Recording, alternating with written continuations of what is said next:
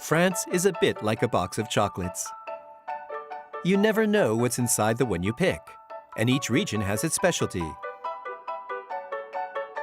In Bordeaux, it's the guinette, with its subtle blend of kirsch and cherry.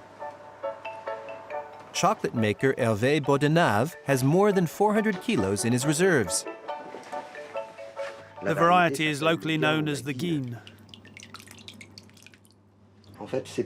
It's a relatively sour cherry which, unlike a sweet cherry, makes it ideal for soaking in alcohol and producing a liqueur.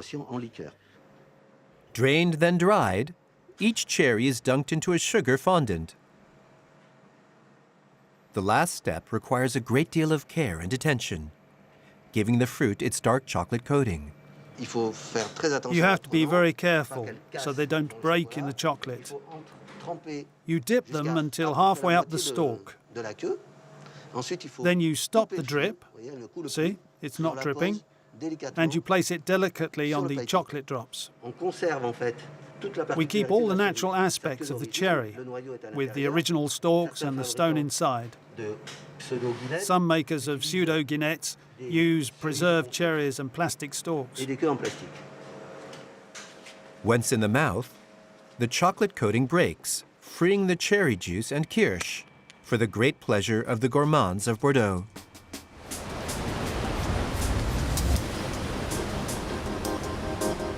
Further south, in Biarritz, the rugged Basque coastline inspired chocolate makers to create the Rochers of Biarritz. Roasted almonds and preserved orange peel coated with dark or milk chocolate.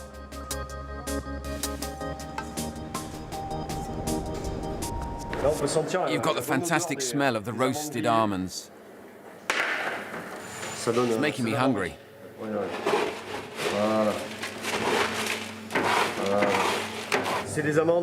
So the almonds are roasted to bring out the full flavors, and then they're caramelized to give them a slightly sweeter taste. Christophe Langerat has been making rocher for 20 years and has mastered the technique to perfection. It's painstaking work. It's crucial. They have to look as much as possible like the rocks on the coast. As proof of how much the people of Biarritz love their rocher, at Christmas and Easter, more than 12,000 of them are made every day. Hello, I'd like some Rochers of Biarritz, please. Of course, monsieur. Still in the southwest, in Montauban, they also sought an emblematic chocolate for a long time. Until this company, a specialist in sugared almonds, came up with the Boules de Montauban. The boule is made up of a lightly roasted hazelnut, given a fine coating of sugar, and then covered in chocolate. These little dark balls have found a place in people's hearts because they celebrate a famous episode in Montauban's history, when in 1621 the Protestant city withstood a siege by the Catholic King Louis XIII. The king's troops were positioned in strategic places. There was one regiment on this side of the city, to the east. The siege began and the Montalbonnais resisted. After a few weeks, a Spanish monk advised the royal army to fire 400 cannon shots at the city.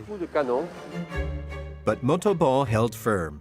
This victory would later inspire a chocolate, the famous Boules or Montauban cannonball.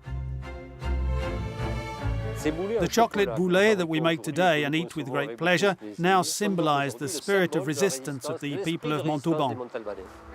To create an emblematic chocolate for Strasbourg in eastern France, chocolate maker Christophe Meyer sought inspiration in pieces of rock found throughout the Vosges forest. We went looking for pieces of grès, the local sandstone. A friend was taking bits of grès from disused quarries and selling them outside the cathedral. So we were inspired by this sandstone for our chocolate, which is quite easy to make, and we simply called it Grès des Vosges. A stone's throw from Strasbourg Cathedral, built entirely in pink sandstone, is Christophe Meyer's shop. It was here that he developed his praline-based recipe using hazelnuts and raw cane sugar. Unlike a traditional praline, with the taste of hazelnut and sugar, we have the flavors of chocolate and butter. The ingredients create a kind of osmosis, which completely changes the nature of the product. We pour it all out.